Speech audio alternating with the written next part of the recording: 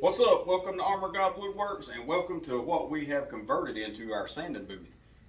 So this is the paint room, but we turned it into our sanding room for right now. Just to kind of show you what we're doing around here. So the reason I like to use my paint room as a sanding room, also, especially for these small parts, I got all these drawer fronts that I've got to sand. I got a stack of shelves over here that I've already sanded this morning, and so I've got a really good draw fan in here, and I can shut my door and get a really good hard flow of air going out of this room. This is a really dusty job, and so I want to make sure that I've got maximum airflow. I don't want to be in the main assembly area because I don't need that kind of dust flying around in there. So the paint room is the best option for what we're trying to do as far as sanding these up and getting them ready to put our finished prep or our finished paint on them rather. And so we've already got them primed out. They've been sanded and then primed, and then we've got to sand them again. So this is one of the most tedious parts of being a cabinet guy. So if you really want to be a cabinet guy, then you need to learn how to sand, because sanding is the most important part of what we do. Because if we don't get a good finish here before we start putting a finished coat of paint on it, then our paint ain't going to look good. It doesn't matter how good of a painter you are. If you can't get the sanding right, the paint ain't going to look good. So you want to make sure that you take extra time to get this step correct, and you want to double check everything and make sure it's all nice and slick and smooth.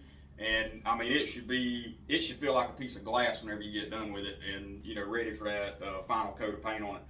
The final coat that we use is a 30 sheen paint, so it's got it's about like a semi-gloss in latex, so it has a little bit of sheen to it, but it doesn't look like a piece of plastic. But anyways, I've got my paint line rack set up right here. If you hadn't heard of Paint Line and you're looking into getting into the cabinet business, or if you're already in the cabinet business, check out Paint Line with their drying racks. These things are awesome. They're they got a good sturdy base on them. They don't wobble. I can load these things up. There's about 50 shelves on it, and so I can load it up pretty good, and it'll hold a lot of weight. The thing I like about it is it's got big wheels on it, so whenever I'm rolling around in my shop, I'm not worried about it tipping over or anything like that, and it's a good heavy piece. So Paint Line racks, you can't go wrong with anything they have. I've got two of these big ones and I got a small one, and we mainly use these big ones that we can roll around in here. And the smaller one is on a different, it's a rolling cart that we have. And we use it for doing bigger parts so we don't have to move around very much. So anyways, that's how we've got it set up, and that's how we like it. But getting back to doing the sanding and everything, like on these doors right here, or the drawer fronts, you can see we've got a shaker panel, and this is the back side, and this is the front side. So on these drawer fronts, you don't have to sand the inside of the back part, because it's going to be, your drawer box is going to cover all that up. So whenever you're doing this and you're trying to mass produce cabinets or doing a whole set or whatever, just keep stuff like that in mind, so that you're not wasting time doing stuff that you don't need to. So we'll sand the face really good and sand the back panel. Not really too worried about the inside, because like I said, that's all going to be covered up. And there's a few things that you want to use whenever you're doing the finish work and everything. These sponges, we use them. They're a 180 grit. They've got a sanding surface on all four sides. They don't have them on the ends, but they do on all four of the large sides. The good thing about this is whenever you're sanding inside like this, you're not only sanding your inside panel, you're sanding the side of your joint, so you're not having to turn your sandpaper and burning your fingers, because it'll burn your fingers if you're just using sandpaper and you're getting in there trying to sand it all up. But if you get these four-sided sponges, then you can sand. You're covering multiple things at one time, because you're sanding the inside panel and you're sanding the side. You can sand it like that, come right down to the bottom, sand it like that, it's nice and smooth, and turn it up on its edge like this, and you can get all that right there. And come over here and do the same thing. And you want to turn it on the skinny side when you're doing those smaller sections, because you can get a lot more pressure on it. Doing it wide like that, it's kind of awkward. But it may work out good for you. That's just the way I prefer to do it. So once you sand those, you just want to take this paper and just come right down the middle like that, and just make sure that you've got it's super slick all the way around. And I've got that nice and slick there.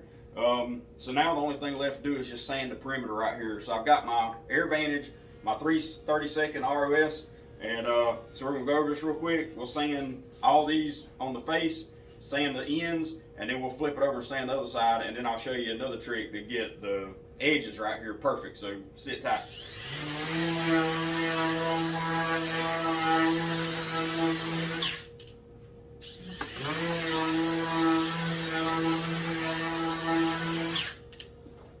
Alright, so now I've got all that super smooth, and now we're going to turn over here and catch these edges real quick. You don't want to spend a lot of time on them because you don't want to eat through this primer, so it's just going to be like zip zip, and you know it's going to be real fast, but it does the job. And I'm sanding with a 220 grit, and it's being used a little bit, so it's probably more like a 300 grit probably.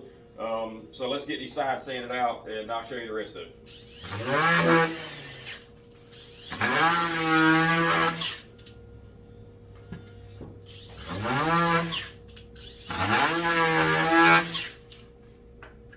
Alright, now right there takes care of the sides. So now I've got this other sponge, and this is a really thin, it's like a 1/2 inch thick, but it's real flexible. I mean, it'll bend and it'll form. You can wad it up in a ball, but it'll form to any kind of, like you got crown molding or something, it'll form to all that little detail, and you don't have to kind of get in there with that little tiny sandpaper or something. This will just mash right down into it, and it'll form right to whatever material you have. So on these edges, we always ease the edges over because we got a good surface for the paint to stick to. If we got a square edge, then your paint ain't gonna stick to it. There's no bond right there. So you want to ease the edges over just a little bit. It doesn't have to be dramatic or drastic or anything like that, just enough so that paint can grab onto it and you'll have a good surface for it to stick to. A common problem that you have with a lot of your cabinets is if those edges aren't eased, the paint will chip off of them in no time. So you want to make sure you take a little bit extra time to ease those off before you prime them. And so that would take place in there in the other sanding room. So take this, and since this edge is eased, I'm just going to put it over the edge like that, wipe it a couple times, and it's good to go. So you want to go around on all the sides, catch the back of it.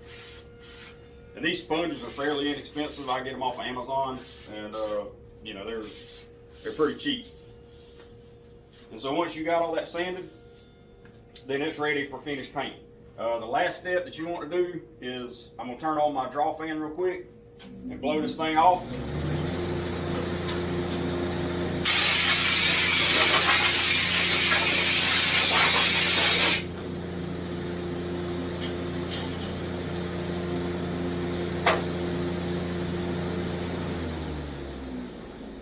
Alright, so I got it all blown off, it's dusted, and it's ready for finished paint. So just remember, if you're looking into getting into the cabinet business, you need to make sure you get some good sanders and some really good sandpaper, and just practice sanding. Go with the grain, go against the grain, just see how different woods take your sander that you have. So anyways, that's about it as far as sanding. I got a bunch more of these to do, so I better get after it. Y'all have a blessed day.